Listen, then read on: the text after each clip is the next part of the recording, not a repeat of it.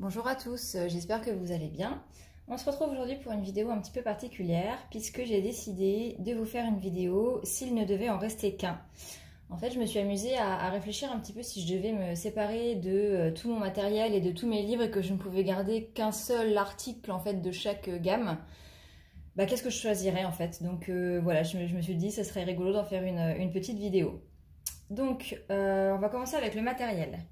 Alors, la première chose, c'est si je devais ne garder qu'une seule gamme de crayons de couleur, la réponse est les Polychromos de Faber-Castell. Ces crayons, ils ont vraiment une grande valeur pour moi. Déjà, je les trouve magnifiques à regarder, sincèrement. Je trouve après que les couleurs sont vraiment très très belles. J'aime beaucoup la palette de couleurs qui est proposée donc dans la boîte de 120. Comme vous pouvez le voir, ils sont bien utilisés. Hein. Donc voilà un petit peu la palette de couleurs. Donc c'est des crayons que je trouve hyper agréables à utiliser. Ils sont très pigmentés.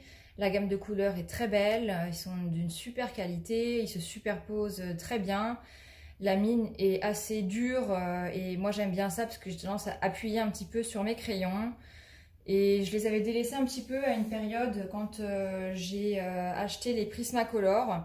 J'étais un peu dans l'euphorie des Prismacolor et en fait je me rends compte que je retourne très souvent vers mes Polychromos. Quand je passe plusieurs semaines sans faire de coloriage avec, ils me manquent.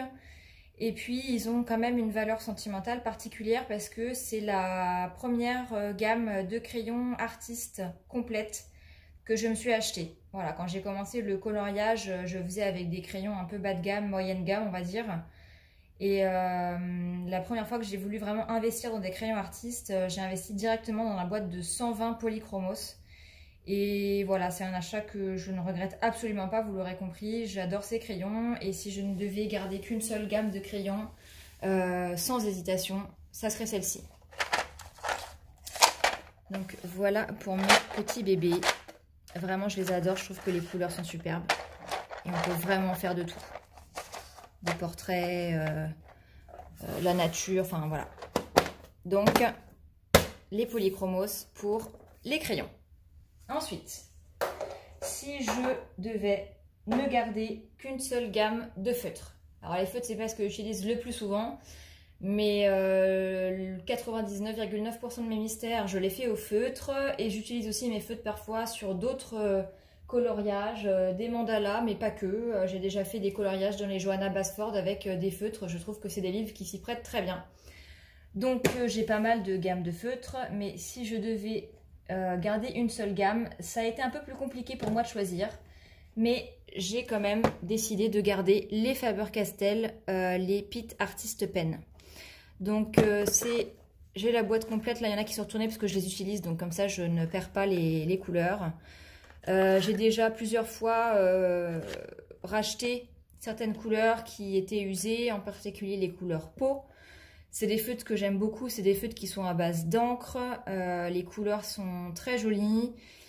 Quand on apprend à bien les utiliser, ils ne font pas beaucoup de traces, la pointe est fine, donc ça nous permet de faire quand même des détails et en même temps quand on pose comme ça un peu à plat son feutre, ça nous permet de faire des grandes surfaces.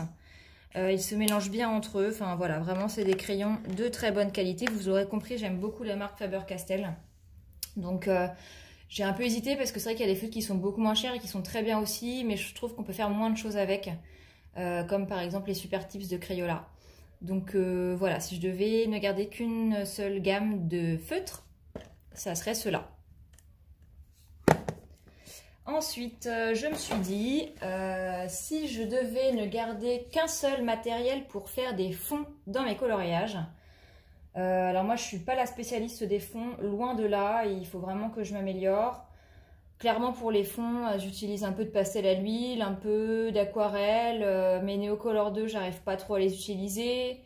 Les gelatos, j'en ai quelques-uns, mais je les utilise très peu. Et en fait, je me rends compte que ce que j'utilise le plus souvent et ce qui est le plus facile pour moi, c'est les pastels sèches. Donc celle-ci, c'est celle de chez Action. Et honnêtement, pour ce que j'en fais, ça me suffit. Et je trouve que c'est vraiment pas mal pour faire des fonds parce qu'on peut faire des choses très légères, très vaporeuses. Si on met plus de pigments, on peut faire des choses un petit peu plus prononcées, c'est facile à mélanger, ça n'accroche pas sur le crayon en fait papier, donc c'est pas compliqué à poser sur notre feuille une fois qu'on a fait notre coloriage. Donc voilà, si je devais garder qu'un seul matériel pour faire des fonds, je pense que ça serait les pastels sèches. Voilà pour ce qui est du matériel, j'ai pas voulu faire plus parce que si on part du principe qu'il faut vraiment faire du vide, j'ai pas voulu faire 50 catégories parce que sinon je pense que ça n'aurait plus eu vraiment de pertinence. Donc on va maintenant passer aux livres, et dans les livres j'ai 3 catégories. La première catégorie, c'est si je ne devais garder qu'un seul livre de coloriage mystère. Donc ça n'a pas été évident, mais finalement je me suis décidée pour les grands classiques, le tome 1. Déjà parce que c'est le premier que j'ai acheté, donc c'est pareil, il a une petite valeur sentimentale. Et puis parce que je trouve vraiment que les solutions sont très jolies dans ce livre. C'est pas celui dans lequel j'ai plus colorié. C'est vrai que le tome 3 et le tome 4, je les ai pas mal avancés. Mais je trouve que celui-ci a vraiment de très jolies solutions. Donc si je devais ne garder qu'un seul livre de coloriage mystère, ça serait celui-ci. Ensuite, si je devais ne garder qu'un seul livre de coloriage Disney, le livre que je choisis, c'est celui-là. Donc Les Vitraux. Ce livre, franchement, c'est une splendeur. Je trouve vraiment très beau. Quand on n'a pas d'inspiration, je trouve pas ça forcément compliqué à faire comme coloriage. Et à la fois, on peut aussi faire des choses beaucoup plus élaborées. Moi, quand j'ai commencé à colorier, j'en avais fait certains au feutre. Le rendu n'est pas le plus joli, on est d'accord. Mais franchement, ça passe quand on n'a pas envie de se prendre la tête.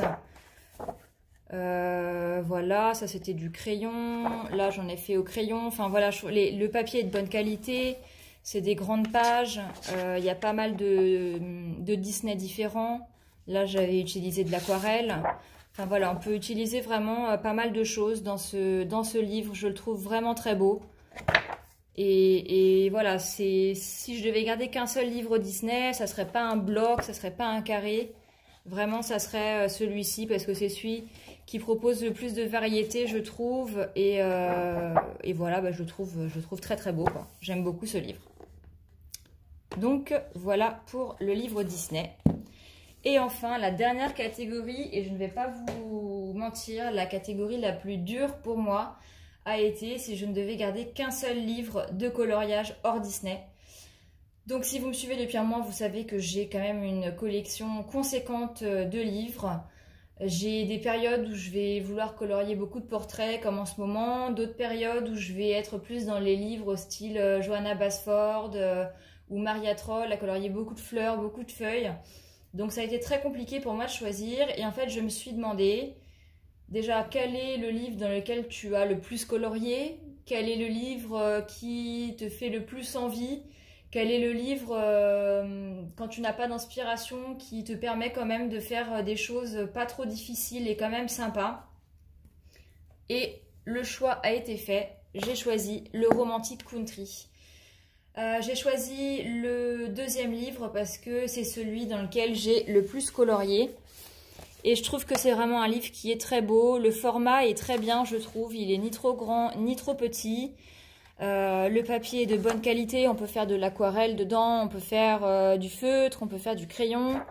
Les dessins sont assez variés, on a des scènes de la vie quotidienne, on a des paysages, il y a quelques animaux, il y a des scènes de vie intérieure.